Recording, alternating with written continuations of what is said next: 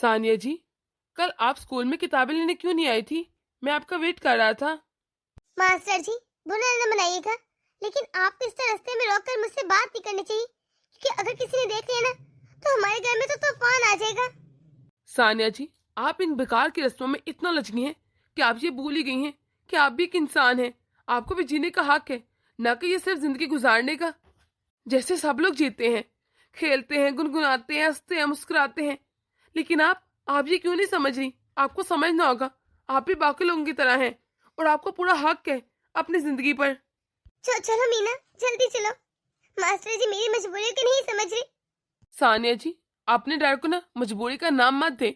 अरे आपने कभी कोशिश ही नहीं की खुलकर जीने की, हंसने की, मुस्कुराने की या अपनी जिंदगी गुजारने की। बस लोगों ने कहा और आप डर के बैठ गई। जो जो लोग कहते हैं आप वही करती हैं। आखिर क्यों क्यों आप डर के बैठ गई हैं? अभी आपकी उम्र ही क्या है? सिर्फ 22 साल, और आप कैसे हिम्मत छोड़ के सब कुछ बैठ गई हैं? मास्टर जी, इस गांव में ना तो बेवा को जीने का हक है और ना ही खुल के मुस्कुराने का। अरे अभी भी हम इस गांव में ही रहते हैं, क्या आपकी बात नहीं मालूम? और जिस तरह आप आते रहते मुझसे बात कर रहे ना, अगर किसी ने देख लिया तो मेरा जीना हराम कर देंगे। क्या आपको गांव के रस्मों के बारे में नहीं पता? फिर भी जानबूझ के बात कर रहे हैं। अरे आप तो कुछ समझ ही नहीं सकते। चल मीना, जल्दी घर चलते हैं, इससे पहले कि मेरी सास देख ले, कि उन्हें कहीं से खबर हो जाए। अगर उन्हें खबर होगी ना, फिर तो मेरी खैर नहीं। सानिया, तुम्हें मास्टर जी से ऐसे बात नहीं करनी चाहिए थी। एक वही तो है जो तुम्हारे के लिए बोलते हैं, तुम्हें समझते हैं और तुम्हें कहते हैं कि तुम भी इंसान हो। बाकी तो पूरे गांव में तुम्हें कोई समझता ही नहीं इंसान। मैंने मास्टर जी की आंखों में तुम्हारे लिए सच्चा प्यार देखा है। अरे वो तुम्हें पसंद करते हैं, तुमसे शादी करना चाहते हैं। मीना, तू पागल वागल हो गई है क्या?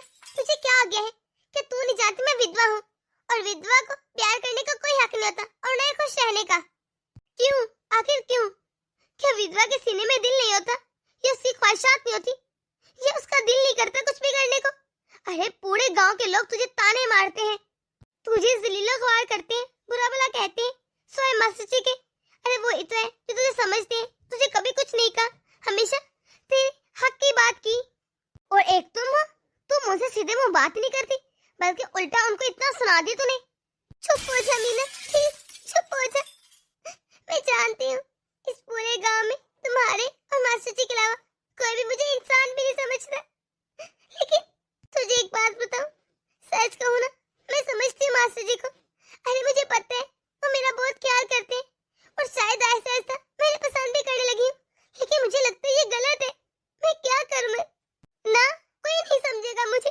अरे देखा जाए तो क्या विधवा के सीने में दिल नहीं होता? अरे वो इंसान नहीं होती, उसकी ख्वाहिशात नहीं होती। मेरा भी दिल करता है मैं अच्छे अच्छे रंग के कपड़े पहनूं, मुस्कुराऊं, बातें करूं, हर एक से घुल मिल के मिलूं। लेकिन हर कोई मुझे ऐसे देखता जैसे मैं अछूत हूं। और माँ जी हर रोज ये बात मुझे समझाती है कि तू एक विधवा है, और विधवा ना तो दूसरी शादी कर सकती और ना ही किसी के बारे में सोच सकती। वो ऐसे पूरी जिंदगी गुजारे एक विधवा बनकर। मेरी सास तो यहाँ तक कहती कि विधवा को तो जीने का हक ही नहीं, उसे तो मर जाना चाहिए। मैं तंग आ चुकी इन रस्मों से। तुम्हें लगता कि मैं सबसे खुश हूँ? अरे मैं तो तंग आ चुकी खुद। कभी कभी मुझे लगता है शायद इन रस्मों के बीच मैं ही न चढ़ जाऊं, मैं मर ही न जाऊं। अरे अभी तो मेरे जीने के दिन थे, हंसने मुस्कुराने के दिन थे। अभी मेरी उम्र क्या थी? मुझे ऐसा लगता है मैंने मैंने अपना आप के काल कोठरी में बंद कर लिया है। ये कैसे कैसे रस्म है, कैसे रिवाज है जो जो इंसान को मरने पर मजबूर कर देते हैं? ऐसे तो नहीं ना होते रस्म रिवाज लोग। लेकिन लोग क्यों नहीं समझते कि अगर अगर किसी का पति मर गए तो इसमें उस बेचारी का क्या कसूर है कि वो भी मर जाए साथ ही? लोग क्यों उसका जीना हराम कर देते हैं? मुझे मुझे माफ कर दे सानिया, मुझे माफ कर दे। मुझे नहीं पता था कि तेरे दिल में इतना कुछ छुपा है। मुझे तो लगा तू लोगों की बातों में आकर जीना भूल चुकी है, अब तू भी ऐसी जिंदगी चाहती है। मुझे लगा जो कुछ हो है तूने कबूल कर लिए, लेकिन नहीं, तू भी जीना चाहती, खुल के सांस लेना चाहती, खुश रहना चाहती। बस तुझे लोगों का डर है कि कहीं वो बातें ना सुनाए या कुछ कह ना दे। हाँ तू सही कह रही है, मुझे लोगों का डर है, लोगों के तानों का डर है। अरे सबसे ज्यादा मुझे अपनी सास का डर है, वो तो मुझे ताने मार मार के मार ही ना दे। अब मैं अपने घर चलती हूँ, बहुत टाइम हो गया है। अगर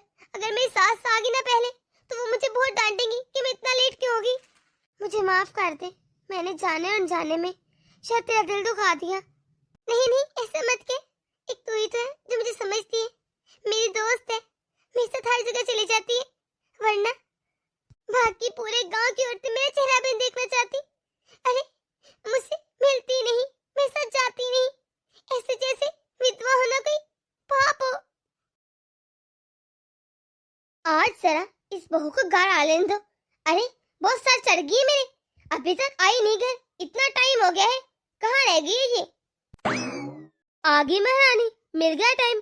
अरे तुझे कितनी बार समझाऊं कि लिख कर दे दूं कि तू इस घर की विधवा है। अरे इज्जत है इस घर की, फिर भी हर वक्त बाहर घूमती रहती है।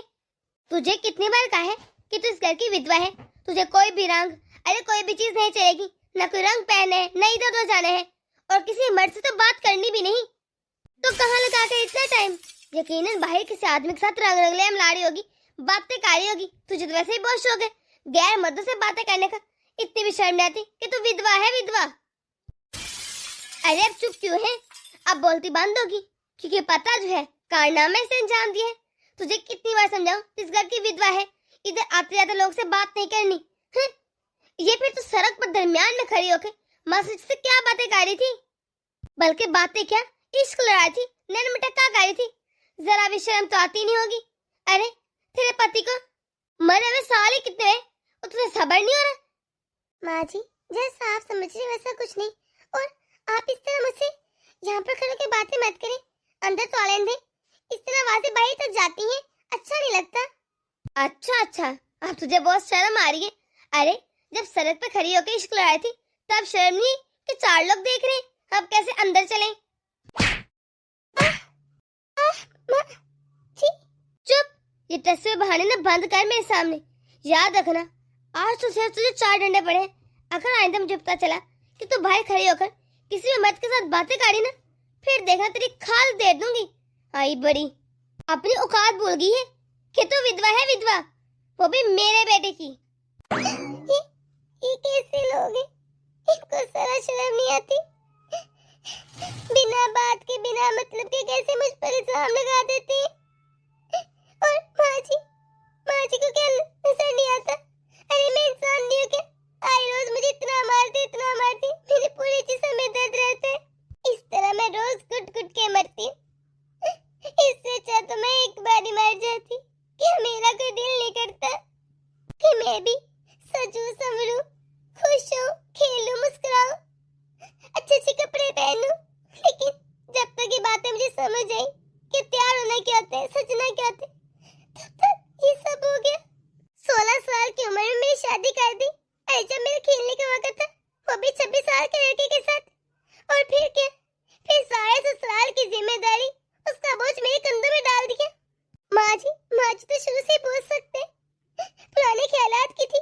अरे देव जी जब होते थे वो तो किसी तरह मुझे माँ जी से बचा ही लेते थे, लेकिन अब तो वो भी नहीं है। कौन बचाएगा मुझे माँ जी से? और देव भी मेरे साथ ज्यादा रह ही न सके।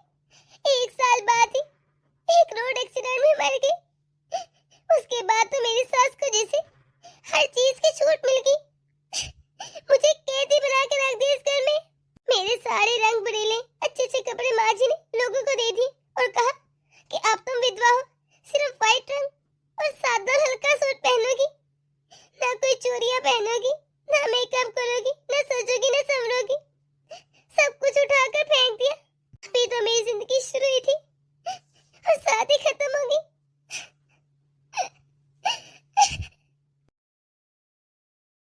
वाह, कितनी प्यारी लग रही है चूड़ियां। कितना अर्सा हो गया मैंने कभी कोई चूड़ियां पहनी नहीं थी।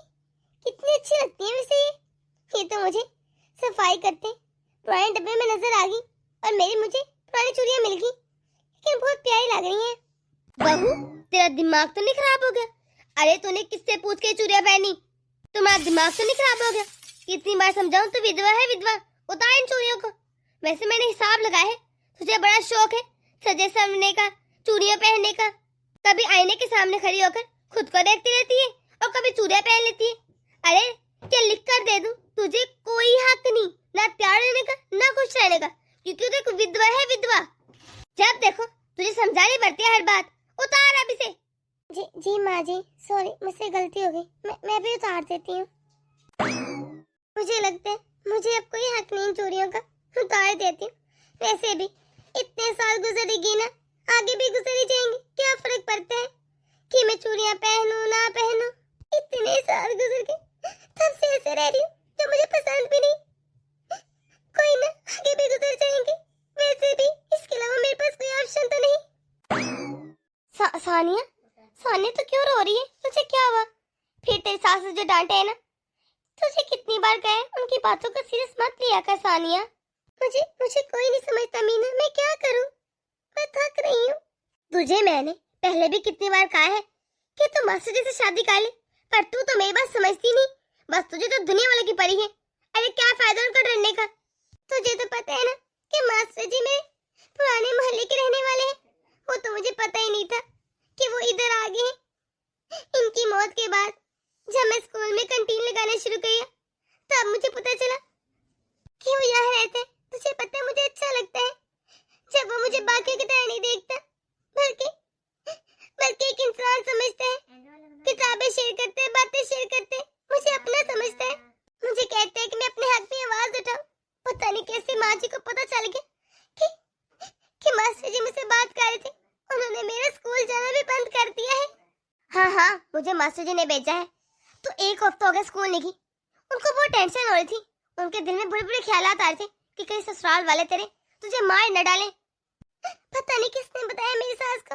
मेरी सास ने सख्ती से कह दिया जो भी कैंटीन की चीज मैं बनाती हूँ मैं बनाकर उनको दे दूं, वो स्कूल में पहुंचा दिया करेंगे।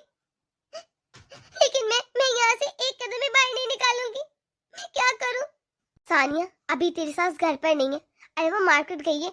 ये बाहर ही खड़े हो गए मास्टर जी। ऐसा कर, तू एक मर्तबा आकर बात कर ले। नहीं, मैं नहीं ऐसा कर सकती, ये गलत है। और वैसे भी मैं नहीं चाहती मेरी वजह से कोई उम्मीद पाले जबकि वो सच होगी नहीं। फिर तेरी उम्मीदों का क्या? अरे तेरी खुशियों का क्या? क्या तेरी जिंदगी कोई नहीं है? क्या तू इसी तरह सारी जिंदगी गुजार देगी? अभी तेरी उम्र ही क्या है? 22 साल। और तू खुद को एक कैद खाने में क्यों कैद कर रही है? तू क्यों नहीं समझती? तुझे अपने लिए आवाज खुद उठानी पड़ेगी। कोई आकर ना तेरे हक के लिए नहीं बोलेगा। जब तक हम लोग अपने हक के लिए खुद नहीं ना बोलते, कोई और भी नहीं बोलता, बल्कि हमें दबाता रहता है। एक ही जिंदगी मिलती है, क्या तू इसी तरह से सच के गुजारना चाहती है इसे? क्यों तू हर वक्त बस दुनिया वालों को सोचती रहती? अपने बारे में भी सोच। अब उठ, तेरे सास को आने में टाइम है। मास्टर जी मेरे घर में बैठे हैं, आकर बात कर ले उनसे। और वैसे भी मुझे एक बात तो बता, तू इस घर में किस हैसियत से रहती है? क्यों बैठी है यहाँ पर? ना ही तेरा पति है, ना ही बच्चे हैं, फिर तेरा क्या रिश्ता है इस घर से? तू क्यों नहीं समझ रही? मैं नहीं चाह सकती। अगर मैं मास्टर जी से मिलने चलेगी ना, उनकी उम्मीदें बढ़ जाएंगी। और मैं नहीं चाहती कि कल को कुछ ऐसा हो जाए। अरे क्या पता। वैसे भी मैं तो एक बेवा हूँ ना, जिसे तैसे जिंदगी गुजार लूंगी। और मास्टर जी की तो अभी तक शादी भी नहीं हुई। उनको तो एक बहुत अच्छी पढ़ी लिखी लड़की मिल जाएगी। इतने पढ़े लिखे हैं वो तो, और मेरी क्या हैसियत है उनके सामने? मुझे तो ये समझ नहीं आता कि वो आखिर मेरे बारे में इतना क्यों सोच रहे। छोड़ दे मेरा पीछा। क्योंकि मास्टर जी खरे और सच्चे इंसान है। अरे उनमें मुनाफत नहीं है, उनसे तेरा दुख नहीं देखा जाता। तो क्यों नहीं समझती? तो अपने आप को ऐसे कैसे कैद कर सकती है? अब उठ, मैं तेरी एक भी बात नहीं सुनूंगी। इससे पहले तेरी सास आ जाए। जल्दी चल मेरे साथ। मुझे तो ये नहीं समझ आता कि तू क्यों यहाँ पे रह के अपनी सास की मारे खाती है। अरे बिला वजह ना कोई रिश्ता ना कुछ। अब चल जल्दी, मैं तेरी कोई भी बहस नहीं सुनूंगी। चचा जी यकीन कीजिए, मैं सानिया को एक अच्छी जिंदगी देना चाहता हूँ। मुझसे उसका ये दुख देखा नहीं चाहता। अरे बेटा, मैं जानता हूँ तो सानिया को बहुत खुश रखेगा और हमेशा उसका भला ही चाहते हैं, लेकिन इस गांव की ना ये रस्में और रिवाज नहीं है, और मेरे अंदर इतनी हिम्मत नहीं कि मैं गांव वालों से अकेला लड़ जाऊं। वरना मुझसे भी सानिया बिटिया का दुख कहाँ देखा जाता है। बेचारी की किस्मत पता नहीं क्या लिखी है। बचपन में ही उसके माँ बाप गुजर गए। दादा दादी ने उसे किस तरह पाल पोस के बड़ा किया। सोचा शादी कर देते हैं, खुशियां आ जाएंगी इसके जीवन में। खुशियां क्या आनी थी, 1 साल भी उसके पति का इंतकाल हो गया। अब तो बेचारे के पास उसके दादा और दादी भी नहीं है, कोई जगह नहीं जहाँ जा सके। इसलिए चुपचाप अपनी सास की मारे सहती है कि किसी को पता नहीं उसकी सास के साथ कैसी रहती है। यही तो मैं इसलिए चाहता हूँ कि मैं उसकी खुशियों में जिंदगी में रंग भरूं। अरे मैं उससे शादी करना चाहता हूँ, अपनाना चाहता हूँ। जब मुझे कोई मसला नहीं कि वो विधवा है या नहीं, फिर लोगों को क्या मसला है? मैं जानता हूँ तो अच्छा बच्चा है, शरीफ है, लेकिन मेरी बहन सानिया की सास, वो तो अभी भी ये पुराने रस्म रिवाज को मानती है। आगे आने का नाम ही नहीं रही, बस जैसे उसी दौर में जी रही है। बल्कि पूरा गांव ही ऐसा है, हर वक्त सानिया को ताने देता रहता है। मुझसे ना अब उसका दुख नहीं देखा जाता। चाचा जी, बस आप मेरे साथ दें और सानिया को किसी तरह कायल कर ले, मैं पूरे गांव से लड़ जाऊंगा। देखिए बाबा, मैं आ गई और सानिया को मैं अपने साथ लेकर आई हूँ। बड़ी मुश्किल से आई है। सानिया बेटा, कैसी है तू? जी जी ठीक हूँ। सानिया, मैं भी तुझे हंसता और मुस्कुराता देखना चाहता हूँ, इसलिए तेरा जो भी फैसला होगा ना, मुझे मंजूर होगा। मैं जानती हूँ मामा जी कि आप मेरा अच्छा चाहते हैं। आपका बहुत शुक्रिया। अच्छा, मास्टर जी से कुछ बात करना चाहते हैं तो जरा उनकी बात सुन ले। सानिया जी, प्लीज आप रोना बंद कीजिए, मुझे आपकी आंखों में आंसू बिल्कुल अच्छे नहीं लगते। देखिए मास्टर जी, ये आंसू अब मेरी जिंदगी का हिस्सा है। ये तो हर वक्त अब साथ रहेंगे। प्लीज मुझे भूल जाइए, मेरा पीछा छोड़ दीजिए। आप तो इतने अच्छे इंसान, आपको कोई भी लड़की मिल जाएगी, फिर आखिर मैं ही क्यों?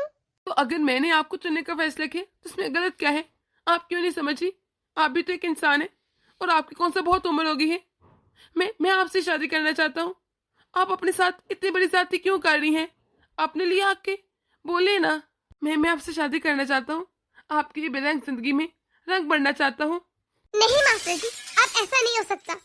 आपको ये बात क्यों नहीं समझ आती? अरे मुझे कुछ करने का हक नहीं है। मैं एक विधवा हूँ, विधवा। अब सब कुछ मुझ पर हराम हो चुका है। क्यों सानिया, क्यों? अरे क्यों तुझे मुझ पर इतना भी भरोसा नहीं या मेरे प्यार पर? जब मैं कह रहा हूँ सब ठीक हो जाएगा, तुम एक मर्तबा मुझ पर तो ट्रस्ट करो ना। पर नहीं। बात भरोसे की नहीं है, बात अधिकार की है। और मेरा अब जिंदगी पर कोई अधिकार नहीं और न ही शादी पर। क्यों? आखिर क्यों नहीं है? अरे जब कानून हमें इस बात की इजाजत दे रहे कि हम शादी कर सकते हैं, तो तुम कौन होती हो अपने ऊपर खुशियां हराम करने वाली और कहने वाली मैं शादी नहीं करूंगी? बस बस एक मर्तबा सानिया, तुम कहो तो सही, मैं तुम्हारा साथ दूंगी। मैं सच में, मैं सबसे लड़ जाऊंगा। मैं पूरे गांव में तुम्हारे लिए खड़ा हो सकता हूँ। प्लीज तुम मेरा साथ दो। मैं तुम्हें इस तरह अपनी जिंदगी बर्बाद करते हुए नहीं देख सकता। कहाँ जा रही हो? मुझे जहाँ पर एक बात सच सच बता के जाओ। क्या तुम्हारे दिल में मेरे लिए कोई जज्बात नहीं? क्या तुम मुझे पसंद नहीं करती? अगर तुम मुझे ना कहोगी ना, या कहोगी इस गांव से चले जाओ, मैं हमेशा हमेशा करे चले जाऊंगा और कभी वापस नहीं आऊंगा। नहीं नहीं मास्टर जी, ऐसी कोई बात नहीं। भला आपको कौन नहीं पसंद कर सकता? आप इतने अच्छे इंसान हैं, इतने अच्छे दिल के मालिक हैं, इतना इतना इज्जत करते हैं सबकी। आप में तो कोई कमी भी नहीं। अगर कमी है तो मुझ में है। आप ये बात ही नहीं समझ रही बस। कौन कहता है आप मेरे लायक नहीं या आप में कोई कमी है? आप में कोई कमी नहीं। मैंने चुना है आपको, तो कुछ सोच समझ कर देख कर चुना है ना। आपकी ये मासूमियत, आपकी सादगी, मैंने खुद आपकी आंखों में अपने लिए प्यार देखे और आप इसे झुठला नहीं सकती। आपको मुझसे शादी करनी होगी। ठीक है मास्टर जी, जो आपको सही लगे मैं आपका साथ दूंगी। मैं बाप को मना नहीं करूंगी।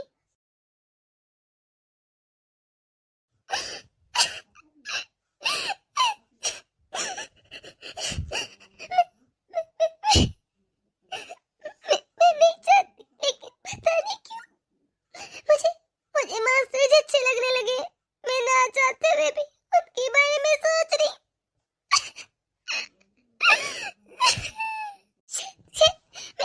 मैं भी अब खुश रहूंगी। मुझे मुझे कोई मारेगा नहीं। मैं भी कपड़े पहनूंगी अच्छे अच्छे, हंसूंगी, मुस्कुराऊंगी और इस अजाब जिंदगी से छुटकारा मिल जाएगा। मैंने तुझे सख्ती से मना किया था कि उस मास्टर जी से दूर रहना, लेकिन नहीं, तुझे तो पता नहीं जवानी के कौन से रंग चढ़े हैं। जाके मैंने रखा कारियत से, पूरे गांव वाला मुझ पर तू कारा है। लगता है उस दिन ने 4 डंडे खा के तेरी ना अकल ठिकाने नहीं आई थी। काम थे वो डंडे। आज तो तेरी मैं खाल उधेड़ के रहूंगी। आज तेरी खैर नहीं। जरा अपने आप को बचा कर दिखा मुझसे।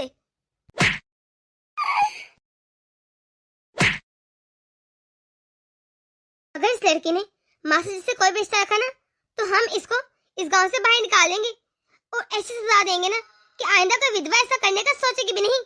वही तो पाप क्या है, पाप इसने। इसे तो ऐसी सजा मिलनी चाहिए कि कोई सोचे बिना ऐसा करने से। शर्म तो इसको आई नहीं जरा भी। बस कीजिए, बहुत हो गया। बहुत सुन ली मैंने आपकी बातें। अगर प्यार करना कोई गुनाह है या कोई पाप है तो दीजिए मुझे सजा।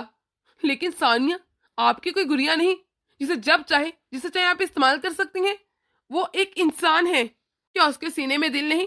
आप उसे नौकर से बदतर समझती हैं, जैसे वो कोई अछूत है या बहुत बड़ी पापी है। आपने इसे घर में कैद कर रखा है।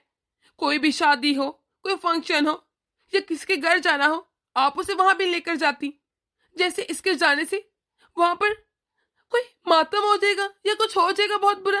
क्यों? विधवा को क्या सांस लेने का कोई हक नहीं? क्या उसने चाहा था वो विधवा होती? इसमें भला इस मासूम का क्या ही कसूर है? आप लोग ये क्यों नहीं समझते?